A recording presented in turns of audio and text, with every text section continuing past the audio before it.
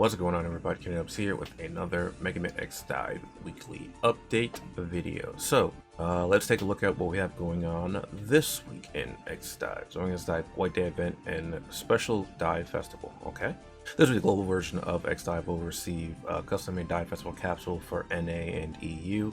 Comes a LATAM, they will get the White Day event featuring White Day Alia and White Day Cinnamon. I saw this on Twitter, like this band. First of all, this made me laugh because they did the whole "What am I fighting for" meme, and it's actually pretty interesting because, at least to my knowledge, I don't think that one version got this, but it will feature Iris and assault equipment, and I guess Zero too, which actually is semi-helpful because of the whole DNA system. But let's take a look at this. NA and EU version or server will see the arrival of the Dive Festival What Am I Fighting For, which deviates from the Capcom Taiwan has done until now. Okay, so like I thought, this is exclusive to global. Capsule includes Iris assault equipment weapon for NA and the Savage Husk of Thunder for Europe.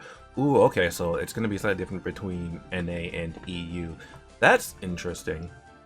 The downside is that the raid event will be over by the time this banner goes live, so the people that might have wanted assault equipment for the raid in NA won't have a chance to get it. And Savage Tusk is very nice in EU.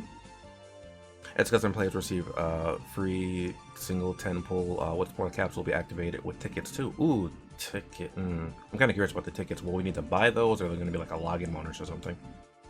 For NA, the first DNA code capsule arrived this week too. The capsule features First Armor X, Second Armor X, and UAXCM.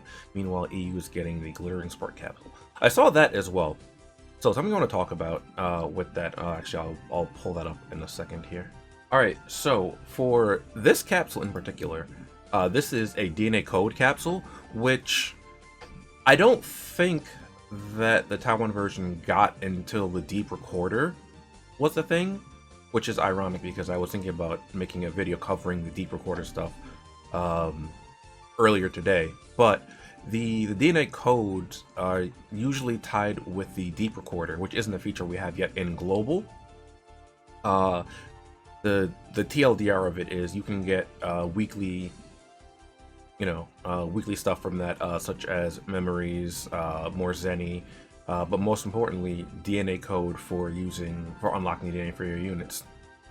I'll go more into depth in that in a separate video. But yeah, that's the gist of it. There's also other resources in there you can get from the nodes in the grid. But it's interesting that we're getting this really early. I guess it makes sense that we're getting it early because we got DNA and guilds and things like that extremely early.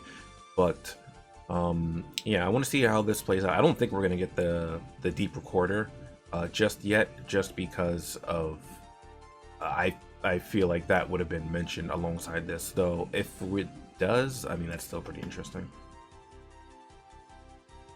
So back over here, it comes a lot of they're getting a chance to experience the retaking the Candy Factory for the first time, and of course the White Day characters Alia and Cinnamon. Retaking the Candy Factory. Was that the name? Oh, no, that wasn't. That's a different event. Ooh, okay. For a second, I thought that might have been the Colonel's Valentine event. I was like, no, that's a different thing. Entirely. All right, so over here on my Taiwan account, I want to take a look at White Day Alia. I'm also kind of curious because I mentioned White Day Alia and White Day Cinnamon if they're going to get White Day Axel as well, but we'll worry about that later. I assume they will. It'll be a 2-week event. But look at the skills. So first up, we have Heart Balloon. Toss a balloon upward, which pops and deals 10% of attack damage to all targets within range and releases heart sparks that inflict damage on contact. Okay, pretty interesting. Power increases the actual damage multiplier by 10%. Actual damage, but that's weird wording, but whatever. Raises the damage rate of heart spark. Oh, okay, I get it. That's why they word like that. So this is the heart balloon multiplier, and this is for the heart sparks. And then dual spark. Release a second heart spark when casting heart balloon. Okay. Next up, we have Flying Kiss. Make a flying kiss that inflicts 240% damage to all targets in its path. Damage is reduced 50% after penetration. All right. Kind of reminds me of Boa Hancock, honestly, from One Piece. Heart to heart, increase damage by penetration by 40%. On high roost prep time by 20%. And power increase the damage rate by 15%, but render skill incapable of penetrating a target. So for the passive skills, we have fundamental infusion, increase the travel speed. Oh, I'm sorry, increase the range and flying speed of a flying kiss. Scattering, increase the number of firework rounds by 2. Heart 1, when knocking down a target with flying kiss, gain damage enhancement status that increases damage up by 30%. That's not bad. Surprise, when heart balloon hits a target, the target will become immobile. Not bad. And Alia's Charisma at 75% or more HP, increase damage up by 15%. Gain damage enhancement every 45 seconds and damage increased by 30%. This effect cannot be activated concurrently with Heart 1. Interesting. So I wonder, you have DNA yet? You do. So let's take a look at this. HP recover hitting a target with a skill. Oh, when hitting a target with a skill. Ooh. Recover HP equal to 18.6% of your attack. Alright, cool. The DNA I don't think is going to release with them. But we're just looking at it anyway. I figured I would just say that because these units don't drop with their DNA. Heart Spark will cause the first target hits to become immobile. Okay. And Boost Charm. Enhance the effects of Alia's Charisma at 75% more HP. Increase the damage enhancement to 18%. In addition, shorten the interval between the enhanced damage status by 60%. Alright, and let's take a look at the special one. When your enhanced damage status, reduce damage take by 8%. Enhanced attack Echo. Okay, that's interesting. So while you have enhanced damage status, you have damage mitigation inherently. That's pretty cool. Alia looks like an interesting target. Her attacks can seemingly pierce terrain. And she has some CC in her kit, which is always nice. She has the stuns in her kit. Okay, yeah, over here. So that's pretty good. And that's prior to getting DNA. She has stuns in her kit, and she has healing. She doesn't have healing until her DNA. Oh, that's unfortunate, but Alia seems okay. Let's look at Cinnamon.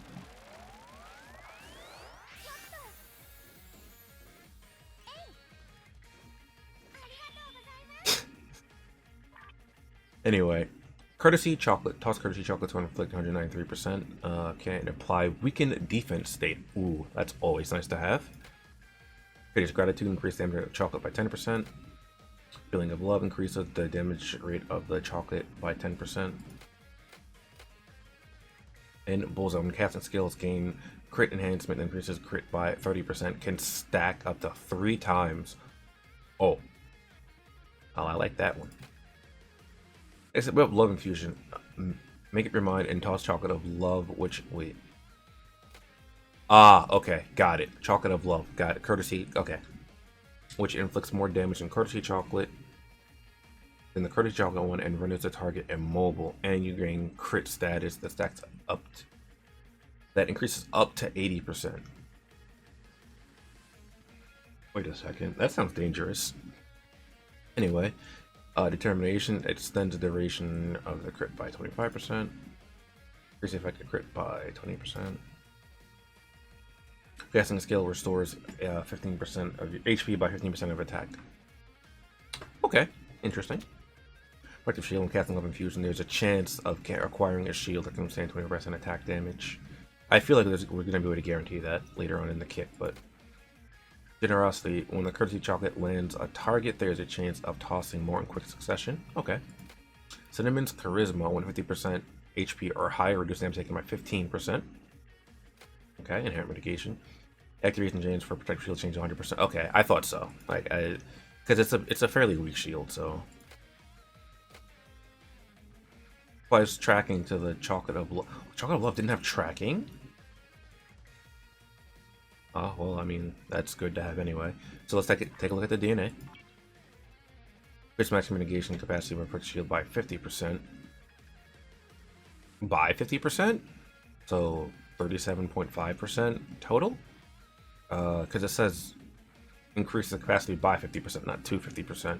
So yeah, 50% of 25 is 12.5, so that'd be 37.5%.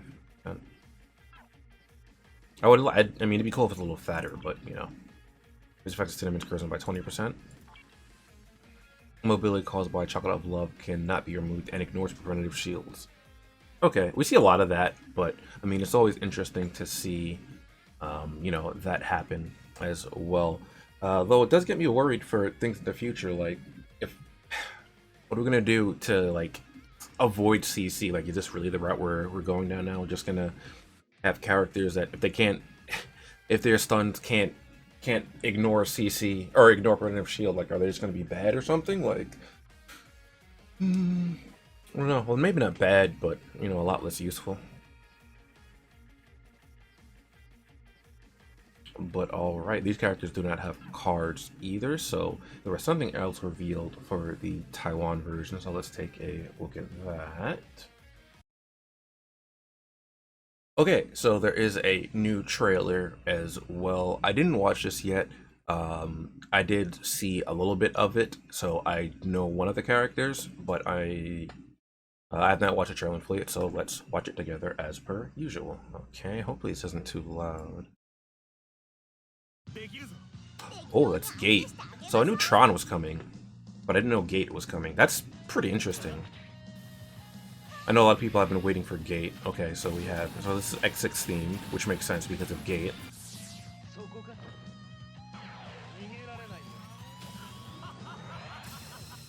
That looks pretty cool. And Lab Coat Tron is interesting. Switch between your 4 nightmare holes with different attributes according to your needs. Oh, look, the other one's like it heals. Nightmare Strike also runners targets immobile. Oh, I don't like that. I mean, like, I don't like that, like, in a way, like, if I were fighting against it, I wouldn't like it.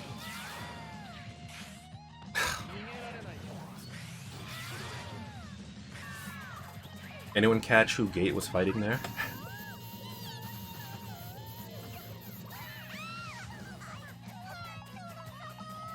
So, this is Tron, I think, for Misadventure of Tron Bonne when she's in, like, her research area or her lab area. She doesn't have the swirly glasses, though. Oh, the borer. Okay. It's just went through debuff. Okay.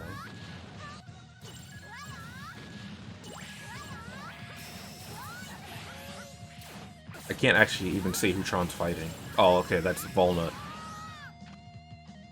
So I didn't even get the peep. Okay, wait, what is this? What the heck is this? This looks like Mega Man Zero boss. That's what I'm assuming that's based off of. What is this? That's probably the weapon that Tron was using, right? The ricochet. No, that's not. Did Gate have that weapon? Okay, well, first of all, having Gate get added to the game is pretty cool. So was this White Tron. Supposed to be like for White Day Tron? I know, I don't know. That's just her in her lab coat, really, though. Like, I don't. I'm kind of confused about that, but Gate's cool. Tron is limited. These two are not. I don't know why this Tron is limited though. Yeah, I don't know. But something that was funny and brought up earlier. I don't know if anyone caught on who Gate was fighting right there. Gate's fighting Alia, which is just such nice flavor because they were colleagues at one point, which Alia goes over in X6, how she used to work with Gate and how she did like some terrible things. And I really like how Gate's fighting Alia because of that. And I really like the the bits of things we found out about Alia during X6, but I'm not gonna get into that right now. So you're 40%.